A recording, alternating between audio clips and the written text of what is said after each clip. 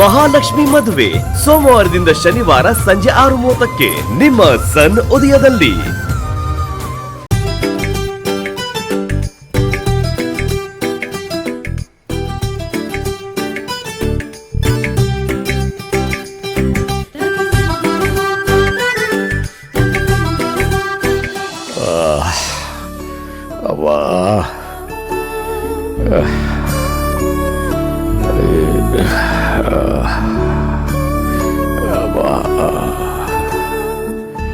ವಯಸ್ಸಾಗಿದ ತಕ್ಷಣ ಈ ಕಾಲು ನೋವು ಜೊತೆಗೆ ಬಂದ್ಬಿಡುತ್ತೆ. ಅದೇನು ಹಿಂಸೆನಪ್ಪ. ಬೇಡ ಬೇಡ, ವಿಶಾಲು ಕಾಟನಾದ್ರೂ ತಡ್ಕೋಬಹುದು, ಆದ್ರೆ ಇದನ್ನ ಹೇಗೆ ಸಹಿಸ್ಕೊಳ್ಳೋದು?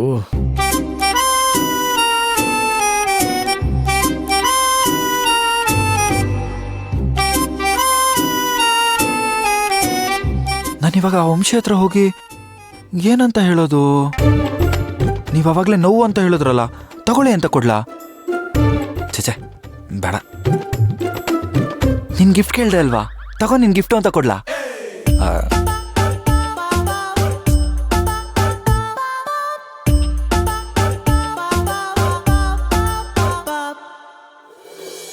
ಏನಿದು, ನಾವು ಕೃಷ್ಣ ಯಾರನ್ನೋ ಹುಡುಕ್ತಾ ಇರೋ ಹೋಗಿದೆಯಲ್ಲ, ನಾಳೆ ಎಂಗೇಜ್ಮೆಂಟ್ ಅಂತ ಟೆನ್ಷನ್ ಮಾಡ್ಕೊಂಡ್ಬಿಟ್ಟಿದಾನ ಪಾಪ. ಒಂದು ಹುಡುಗಿ ಜೊತೆ ಮಾತಾಡೋದಕ್ಕೂ ಹೆದರ್ಕೋತಾ ಇದ್ದವನು ಸಡನ್ ಆಗಿ ಒಂದು ಹುಡುಗಿ ಜೊತೆ ಗಂಟು ಹಾಕಿದ್ರೆ ಭಯ ಪಡದೇ ಇರ್ತಾನ. ಕೃಷ್ಣ, ಅಯ್ಯೋಯ್ಯೋ, ಬಾರೋ ಇಲ್ಲಿ. ಬಂದೆ ಅಪ್ಪ.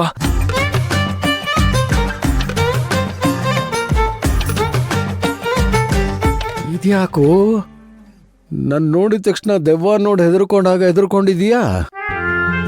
ಕೃಷ್ಣ, ನಾಳೆ ಎಂಗೇಜ್ಮೆಂಟ್ ಇದೆ ಅಂತ ಹೆದರ್ಕೊಂಡ್ಬಿಟ್ಟಿದ್ಯೇನೋ? ಮೊದಲೆಲ್ಲ ಹಾಗೆ, ಇದೊಂಥರ ತಣ್ಣೀರು ಸ್ನಾನ ಇದ್ದ ಹಾಗೆ. ಸ್ವಲ್ಪ ನೀರು ಬಿದ್ಮೇಲೆ ಎಲ್ಲ ಸರಿ ಹೋಗತ್ತಪ್ಪ ಕೃಷ್ಣ. ಲೋ ಕೃಷ್ಣ, ನಿಮ್ ಎಂಗೇಜ್ಮೆಂಟು ಮದುವೆ ಎಲ್ಲ ನಮ್ಮ ಕಾಲಕ್ಕೆ ಹೋಲಿಸಿದ್ರೆ ಏನೂ ಇಲ್ಲ. ನಿಶ್ಚಿತಾರ್ಥಕ್ಕೆ ಸುತ್ತಮುತ್ತ ಇರೋ 40 ಹಳ್ಳಿಯಿಂದ ಬಂದಿದ್ರು ಗೊತ್ತಾ ಜನ. ಅದೇನು ಸಂಭ್ರಮ, ಅದೇನು ಸಡಗರ. ಆಗ ನೀನು ನನ್ನ ಗತ್ತು ನೋಡ್ಬೇಕಾಗಿತ್ತು.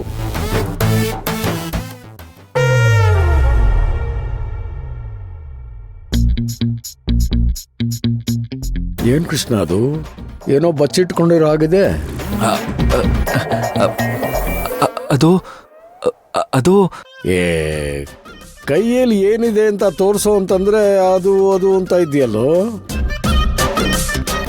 ತೋರ್ಸಪ್ಪ. ಅಪ್ಪ,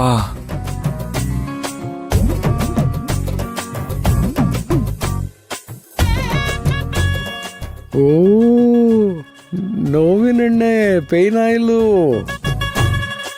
ಕೃಷ್ಣ, ಇದ್ರೆ ನಿಂತರ ಮಗ ಇರ್ಬೇಕು ನೋಡು. ಈ ವಯಸ್ಸಿನಲ್ಲಿ ನಿಮ್ಮ ಅಪ್ಪನಿಗೆ ಸರ್ಪ್ರೈಸ್ ಕೊಡ್ತೀಯಲ್ಲೋ. ನಾನು ಕಾಲು ನೋವು ಅಂತ ಒದ್ದಾಡ್ತಾ ಇದ್ದ ಟೈಮಿಗೆ ನೋವಿನೆಣ್ಣೆ ತಂದಿದ್ಯಲ್ಲೋ. ಬಾರ ಕೃಷ್ಣ, ಸ್ವಲ್ಪ ಎಣ್ಣೆ ಹಾಕಿ ಕಾಲಿಗೆ ಮಸಾಜ್ ಮಾಡೋ. ಈಗ್ಲೇನಾ? ಈಗ ಮಾಡಿದೆ ಮತ್ತಿನ್ಯಾವಾಗ ಮಾಡ್ತೀಯ? ಮದುವೆ ಆದ್ಮೇಲೆ ಹೆಂಡತಿ ಸೇವೆ ಮಾಡೋದು ಇದ್ದೇ ಇರುತ್ತೆ. ಅದಕ್ಕೆ ಮುಂಚೆ ಸ್ವಲ್ಪ ಈ ಪಿತೃ ಸೇವೆನೂ ಮಾಡೋ. ಅಯ್ಯೋ, ಕಾಲು ತುಂಬಾ ನೋವಾಗ್ತಾ ಇದೆ ಕಣೋ. ಬಾರೋ ಬಾರೋ ಬಾರೋ, ಈ ಎಣ್ಣೆ ಹಚ್ಚಿ ಮಸಾಜ್ ಮಾಡೋ. ಕೂತ್ಕೊಳ್ಳೋ ಕೃಷ್ಣ, ಕೂತ್ಕೊಳ್ಳಪ್ಪ.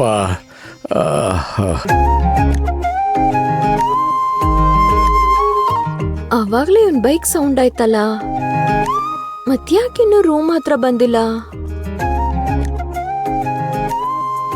ಈ ನಾಚಿಕೆ ಪುಟ್ಟ ಏನಾದ್ರೂ ನಾಚ್ಕೊಂಡ್ ರೂಮ್ ಕಡೆ ಬರ್ತಿಲ್ವಾ? ಅವನ್ ಬರ್ತಿದ್ರೆ ಏನಂತೆ, ನಾವೇ ಹುಡ್ಕೊಂಡ್ ಹೋಗ್ತೀವಿ.